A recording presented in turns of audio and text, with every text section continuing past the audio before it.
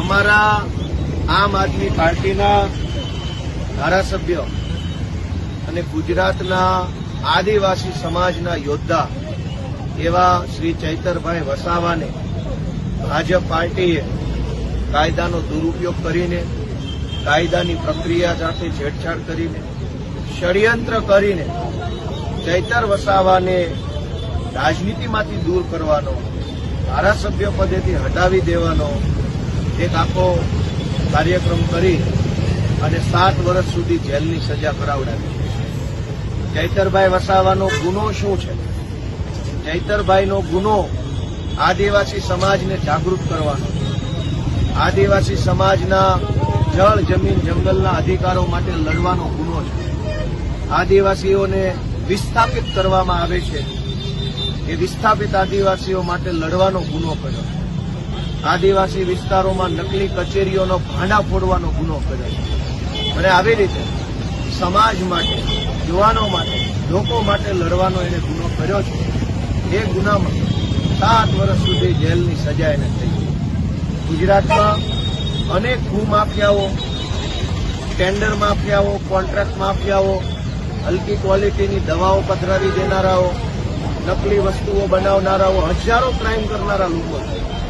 ગુજરાત આખામાંથી ગુનો કરનારા એકેય વ્યક્તિને 7 વર્ષની સજા નથી થઈ, પણ ચૈતર વસાવાને થઈ. કેમ કે ચૈતર વસાવા ગુજરાતની જનતા માટે લડે છે. મોરબીની અંદર બ્રિજ તૂટી ગયો, 7 વર્ષની સજા નથી થઈ. રાજકોટમાં અગ્નિકાંડ થયો, અનેક ભૂલકાઓ સળગીને મૃત્યુ પામ્યા, 7 વર્ષની સજા ન થઈ. તક્ષશિલા અગ્નિકાંડના વાલીઓ આજે ન્યાય માટે કોર્ટ કચેરીની ધક્કા ખાય છે, પણ 7 વર્ષની સજા સુરતના અગ્નિકાંડના આરોપીને ન થઈ. ગુજરાતમાં બોટાદ જિલ્લામાં લઠ્ઠાકાંડ થયો, 50 કરતા વધુ લોકો લઠ્ઠાકાંડમાં મૃત્યુ પામ્યા. એના આરોપીને 7 વર્ષની જેલની સજા ન થઈ. ખેડામાં લઠ્ઠાકાંડ થયો, 7 વર્ષની જેલની સજા ન થઈ. રાજકોટમાં બળાત્કાર કર્યો ભાજપના માણસોએ હોસ્ટેલની અંદર જઈને, 7 વર્ષની જેલની સજા ન થઈ. જ્યાં જ્યાં ગુનેગારોએ ગુનો કર્યો, લોકોનું મોત થયું, છતાં 7 વર્ષની સજા ન થઈ. પણ ચૈતર વસાવાએ જનતાને જગાડવાનું કામ કર્યું, જનતાના મુદ્દે લડવાનું કામ કર્યું, તો મામૂલી ગુનામાં 7 વર્ષની જેલની સજા કરી. અમે આમ આદમી પાર્ટી, ગુજરાતના આદિવાસી સમાજ અને ચૈતરભાઈ વસાવાની સાથે ઉભા છે. જે કાંઈ લડાઈ લડવી પડે એ લડાઈ અમે લડતા રહીશું. આ તાનાશાહી સામે ઝૂકવાના નથી.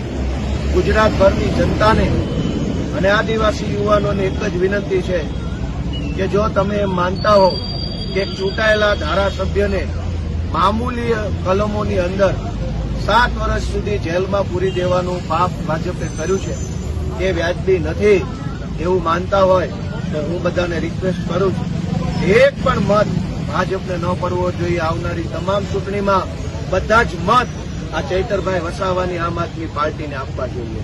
ભારત માતા કી, ભારત માતા કી. ચૈતર વસાવા સંઘર્ષ કરો, ચૈતરભાઈને મુક્ત કરો. ચૈતર વસાવા જિંદાબાદ, ભારત માતા કી. નમસ્કાર, જય હિન્દ. હું છું ગૌરી દેસાઈ, આમ આદમી પાર્ટી ગુજરાત ઉપાધ્યક્ષ. ચૈતરભાઈ વસાવા એટલે આદિવાસી ચહેરો, આદિવાસી શેર, જે નામથી ઓળખાય છે અને જેને ભારતીય જનતા પાર્ટીને હંફાવી દીધી છે. ભારતીય જનતા પાર્ટીની આંખમાં જે ખૂંચે છે, તો ભારતીય જનતા પાર્ટી ચૈતરભાઈને સામ દામ દંડ ભેદથી ગમે તે રીતે એમને તોડવાનો પ્રયત્ન કરે છે. થોડાક સમય પહેલા વનકર્મીઓ ચૈતરભાઈ વસાવાનો જે મત વિસ્તાર છે ત્યાંના આદિવાસીના એક ખેતરમાં રાત્રે 2 વાગે ઉભો પાક તે ખેતરમાં જઈ અને ખેતરને કાપે છે. જ્યારે આની જાણ ચૈતરભાઈ વસાવાને થાય છે ત્યારે જે ખેતરમાં આ થયું હતું તો ખેતરના માલિકને અને વનકર્મીને સાથે બેસાડીને આનું સમાધાન કરાવે છે.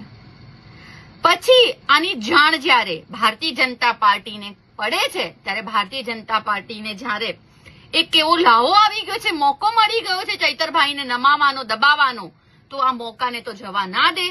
ત્યારે કારણ કે સરકારમાં ભારતીય જનતા પાર્ટી છે, વનકર્મીઓ છે, જે નોકરી આમ કહેવાય તો સરકારી નોકરી છે, એટલે ક્યાંક ને ક્યાંક આ વનકર્મીઓને કોઈ પણ પ્રેશરાઇઝ કરી અને તેમની ઉપર કેસ કરાવડાવે છે. એમને આગળ કરી અને ચૈતરભાઈ ઉપર કેસ કરાવવામાં આવે છે. વિટનેસ કોણ છે? તો સરકારી છે. કેસ કોણ કરે છે? એ બી સરકારના કર્મચારીઓ છે. એટલે ચૈતરભાઈને દબાવવા માટે, આદિવાસીઓને ડરાવવા માટે આ સરકારનું ષડયંત્ર છે.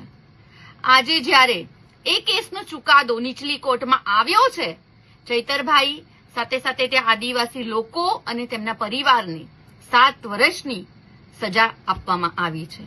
પણ અમને ન્યાય પ્રણાલી પર પૂરેપૂરો વિશ્વાસ છે.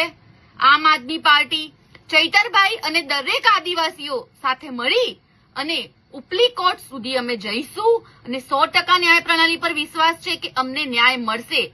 ભારતીય જનતા પાર્ટી ગમે તે કરી લે, સરકારમાં બેસીને સરકારી તંત્રનો ઉપયોગ કરી લે, પણ ચૈતરભાઈ વસાવા સાથે પૂરા ગુજરાતના લોકો છે, ન્યાય પ્રણાલી છે, સાથે સાથે આદિવાસીઓ ભારતીય જનતા પાર્ટીને આ જે ષડયંત્ર છે એના માટે ક્યારે પણ માફ નહીં કરે અને ન્યાય પ્રણાલી આવનારા સમયમાં ચૈતરભાઈને જે પણ એમની ઉપર ખોટો કેસ કર્યો છે તેમને બાઇજ્જત બરી કરશે તેવો અમને ન્યાય પ્રણાલી પર વિશ્વાસ છે.